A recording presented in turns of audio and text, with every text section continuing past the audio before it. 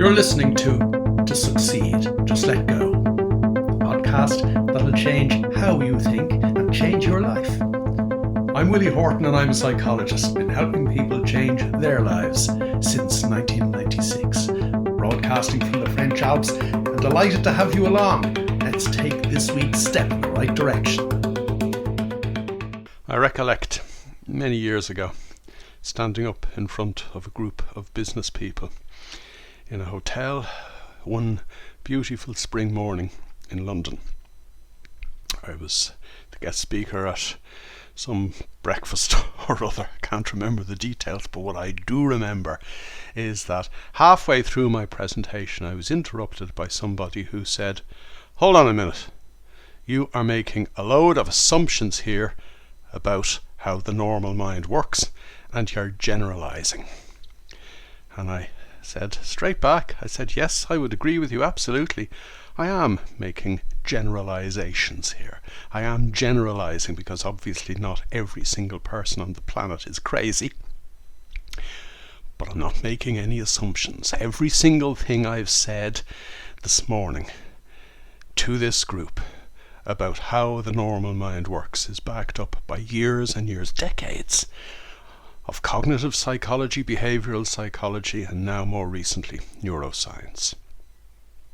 Therefore, when I say to you in this podcast today that the normal mind is obsessive and compulsive, I mean it. I'm not going to go into all the science that backs this up. I want to talk about it in practical terms. Because an awful lot of people will say to me, "Oh, I think I might be OCD." And I say to them, yeah, probably you're right. Just in the same way, as an aside, that people often say to me, "I think I might be suffering from depression." And my answer always is, yeah, you're probably right too, because the normal mind is depressed. The normal mind depresses you, suppresses you from coming out into the open. We'll have another conversation about that sometime. But I want to come back to the fact that we're all obsessed.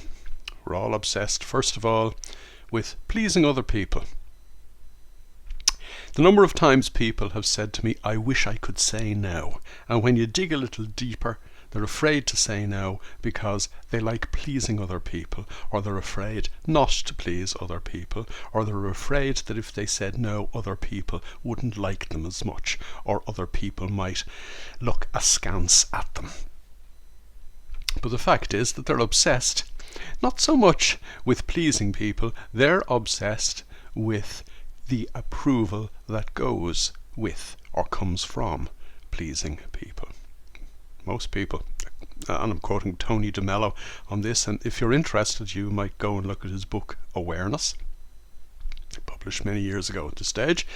But DeMello makes the point that we are, as normal human beings, obsessed with the drug of approval, that we were reared on the drug of approval, that we need the approval of others because we don't approve of ourselves.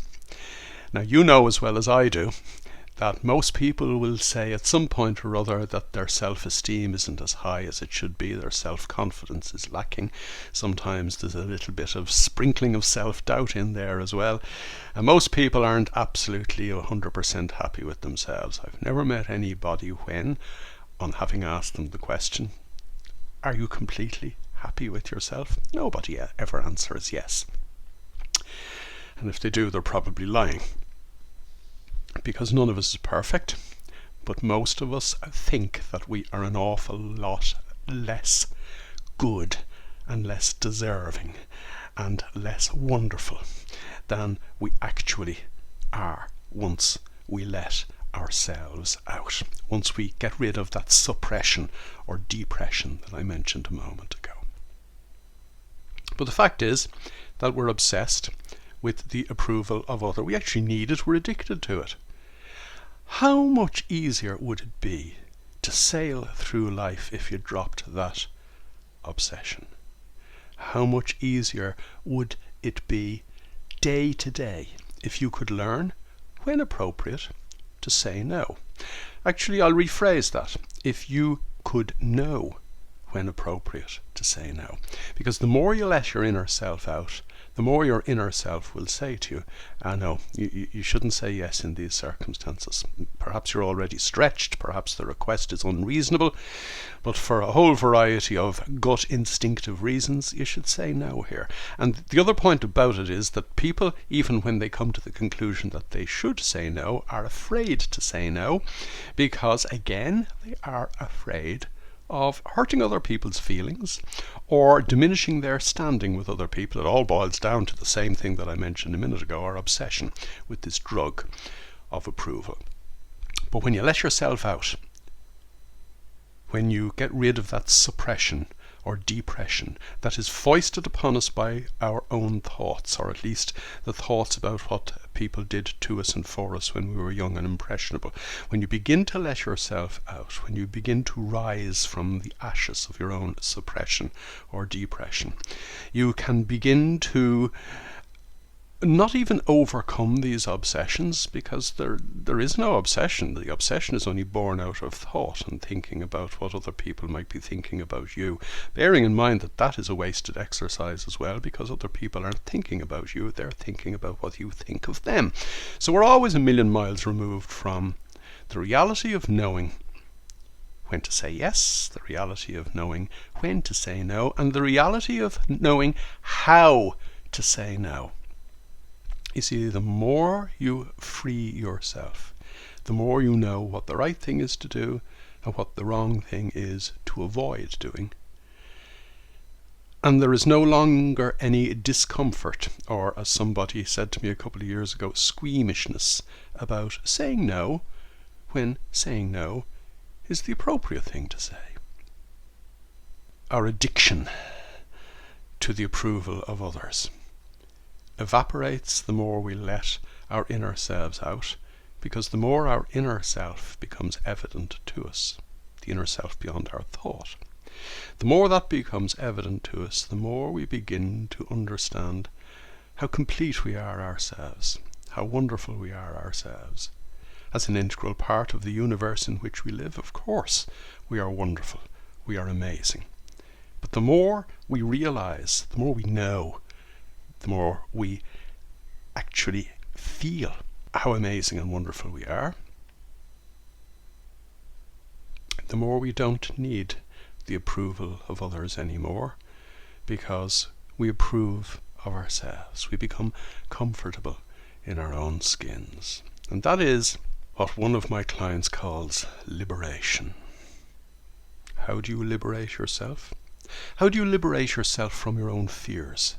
Fear about making a fool of yourself, fear about not being liked by other people, fear of not gaining the other person's approval. How do you liberate yourself from your own fears?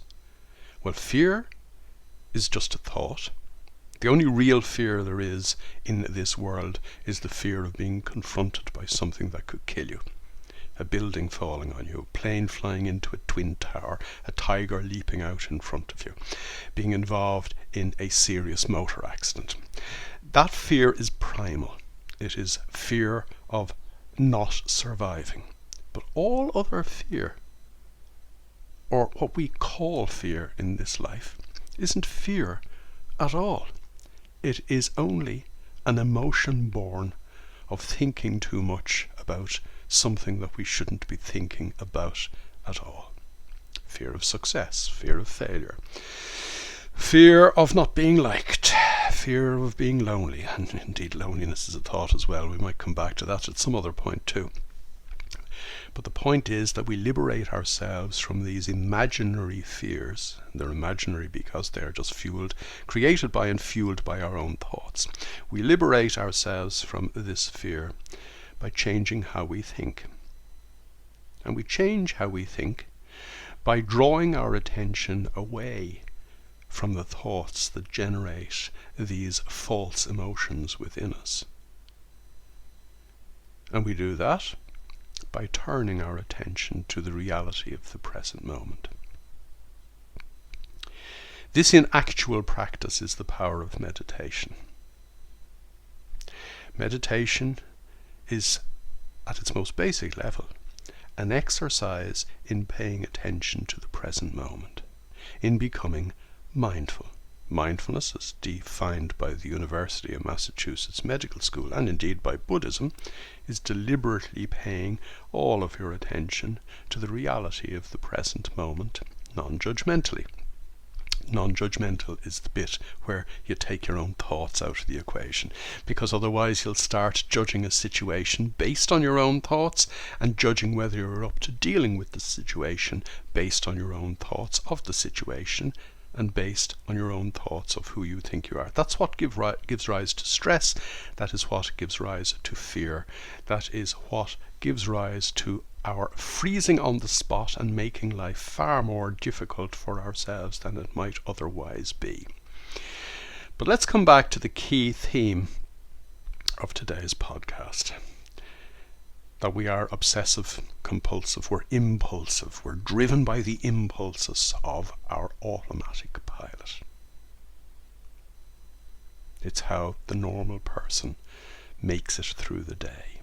That's why I said to my friends at that breakfast in London a number of years ago that I might have been generalizing, because everybody obviously is not afraid of their shadow. Not everybody craves the approval of other people. But certainly, the way in which the normal mind works has been confirmed again and again and again to be fueled by this need for the drug of approval. And that's why we become obsessed with pleasing other people. That's why we become obsessed with putting ourselves down as a result of having craved the approval of other people, because in craving the approval and getting the approval of other people, we actually further disapprove of ourselves. It's like any drug that you become addicted to. The more you get of it, the more you need it, and if you're suddenly deprived of it, you literally go into withdrawal, further withdrawal in this case from the world. We're obsessed with being liked by other people. We're obsessed with money. Now here's a really interesting one, because we're the only species on the planet who even knows about money, never mind obsessed with money. The point I made a minute ago in relation to how much easier it would be to maneuver your way through the day if you could know when to say yes and when to say no, and how nicely to say either. The point I made about that stands firm in relation to money too. Most people's obsession with money is stopping them from making money. The accountant, and I'm not talking about the accountant in me, although obviously I am one, the accountant in general, for example, for starters, is obsessed with money.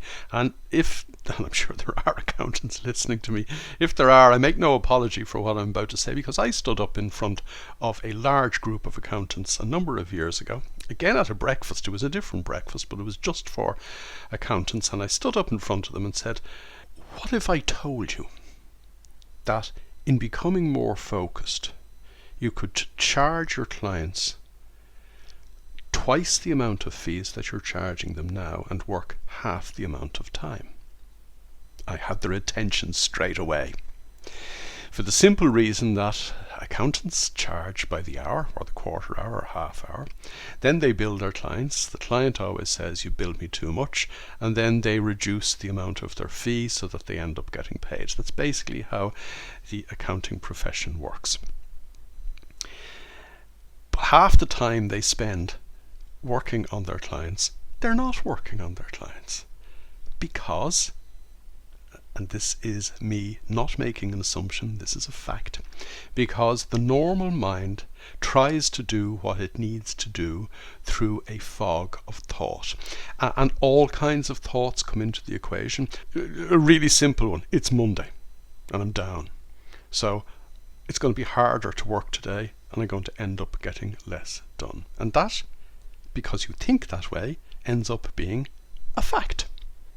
Or it's Friday and I can't wait for the weekend, so I spend half the day thinking about what I'm going to do at the weekend, and again I haven't got my work done in the way in which it might otherwise be so much easier to get done if I just turned my attention to what I have to do. They're the normal thoughts that pepper all our heads. But people in business and people in businesses like accounting are obsessed with cash flow. Now, there's a good reason to pay attention to cash flow, obviously, because the old expression in business that cash is king is true.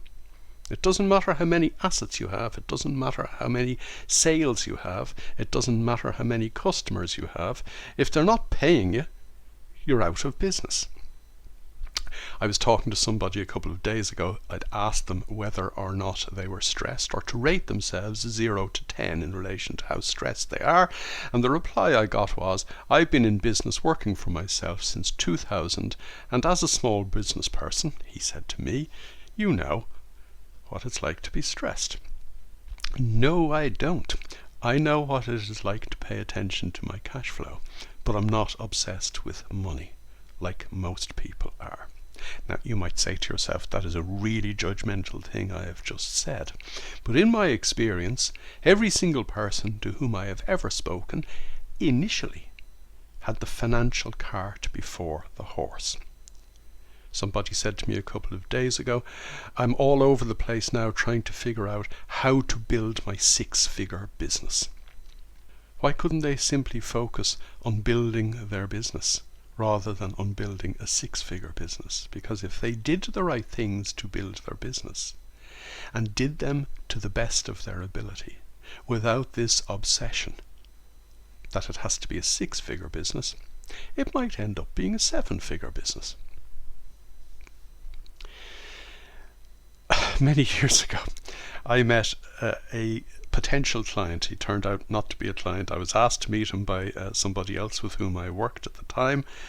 And I sat down with this guy who had a very large amount of actual cash in the bank, having sold his shareholding in a family business. And I asked him, what were his key goals in life? And he said, financial freedom.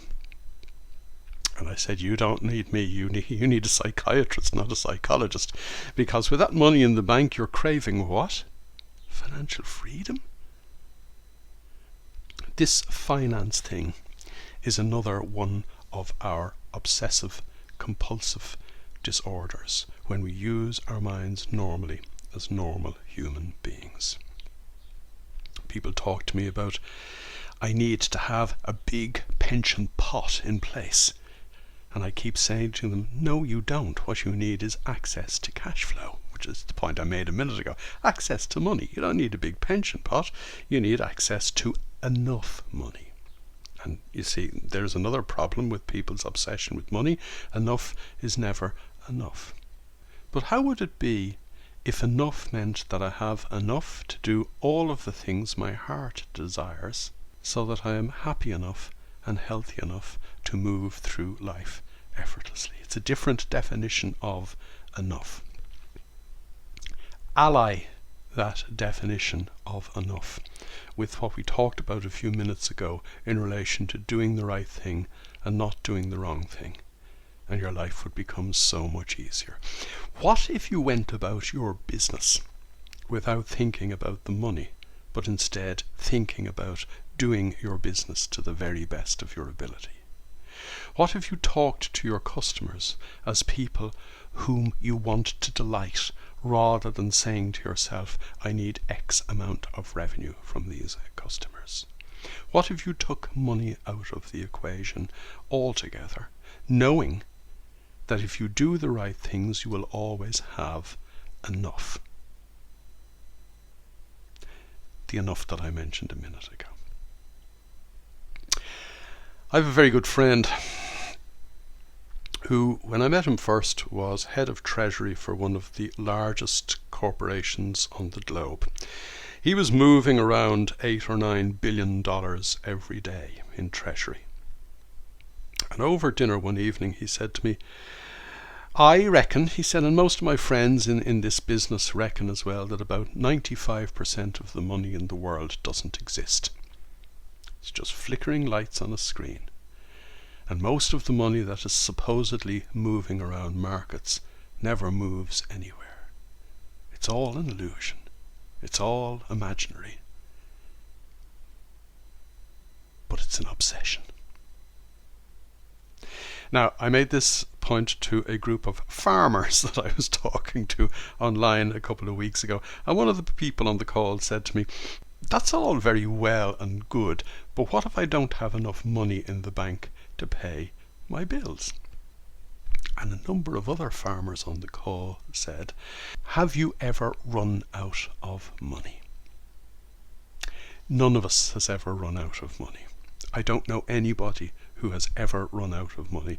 And I'm including people who, when I met them first, would have been living from hand to mouth, living in tiny little apartments or flats, having lost everything, and clearly not having lost everything. They only thought they'd lost everything. They hadn't lost everything. They were talking to me, and as a result of understanding that you don't put money first, money started flowing.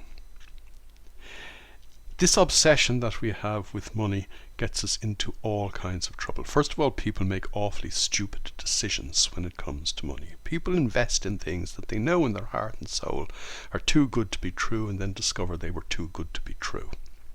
The vast majority of people going about their work every day are working to pay the bills. Otherwise, 75% of people in work wouldn't be suffering from job dissatisfaction. They're suffering from job dissatisfaction because they're doing their work for the wrong reason. What if you were doing your work to do your work? What if you were talking to your customers to talk to your customers? What if you were having breakfast in the morning without a care in the world, having set aside all of the thoughts that lead to the fear that I mentioned earlier on? Because we all, on automatic pilot, have a fear of not having enough money. Or, let me put it the other way around, a fear of not making the money that I would love to make. Because I haven't got my head around what my definition of what enough is, and I haven't got my head around my definitions of happiness and success. Money won't buy you love. Money won't buy you happiness. Money won't buy you carefree peace of mind. All of those things come from within. All of those things come from putting your own state of mind first. All of those things come from you understanding what turns you on, what makes you happy. And then, once you get into the flow as a result of understanding all of that, having cleared your mind, having meditated every morning, once you get yourself into that flow, the money follows. Somebody else on that farmer's call said to me a couple of weeks ago, or said in the course of that conversation, said, you need to just trust in this process. This was somebody who had bought a second farm, who went to the bank every spring to borrow an enormous amount of money to plant vegetables for the summer, in the hope and expectation that they'd be able to repay the bank and make a profit in the autumn. And this is scary stuff. These people really put themselves out there when you think about the extent to which they can't control food prices, or they can't control the weather. There's so many things, and they can't control pests half the time either. There's so many things that they can't control. And here is somebody saying on a call like that, trust in this. Let yourself go. Do what you're doing for the sake of doing what you're doing, and let the money flow. So we've dealt with two obsessions, and they really are obsessions, in this podcast today. The first one, our obsession with the approval of others. It's like fuel that we need to be pumped into our veins every day. The second, an obsession with money. Again, it's like fuel that we need to be pumped into our bank account every day. These obsessions, these compulsive, repetitive thoughts, get in our way of doing simply what we need to do to get to where we'd really love to go. And where we'd really love to go has nothing to do with money. There's an assumption when people set their perfect moments when they work with me that the money will look after itself, and lo and behold, it always does. Somebody said to me a couple of weeks ago, I want to write a perfect moment. In other words, set my subconscious mind. I want to handwrite a perfect moment for a time when I have no mortgage. And I said to them, your subconscious mind is not going to be excited by that, for the simple reason that your subconscious mind is childlike. It needs to be excited. It needs to be turned on by how it feels to be successful, happy, and carefree. If I'm successful, happy, and carefree, it's kind of bleeding obvious, isn't it, that the money has looked after itself. I explained to this person that many years ago, when I was growing up in Dublin, every Friday evening my father, who was self-employed, ran a little business himself, would take myself and my brother to the corner shop to buy a brown paper bag of sweets. We were kids. All we could think about was the sweets, enjoying the sweets, being turned on by the flavours of the sweets. It never occurred to us that there might be any shortage of money whereby those sweets could not be bought. Money never entered into our minds at all. And to be quite honest, I've no idea whether it entered into my father's mind or not. But the point I'm making is that that is how the subconscious mind is turned on. It's a child mind. It's a childlike mind. Not childish, by the way. It's a childlike mind. And in order to set our minds to achieve what our hearts desire, we need to leave all the adult cares of the world out of the picture. The adult cares of the world about pleasing other people. The adult cares of the world in particular about money. Because when we set our minds, having set all those cares aside, our childlike mind, having got its teeth into whatever we have set it to achieve as a result of it being such a turn on and so exciting, is simply going to go do it. And all the other stuff is just housekeeping. You've been listening to Succeed, Just Let Go. To get involved, join me in my Facebook group, strangely enough called To Succeed, Just Let Go. And for more information, visit www.willie-hort.com.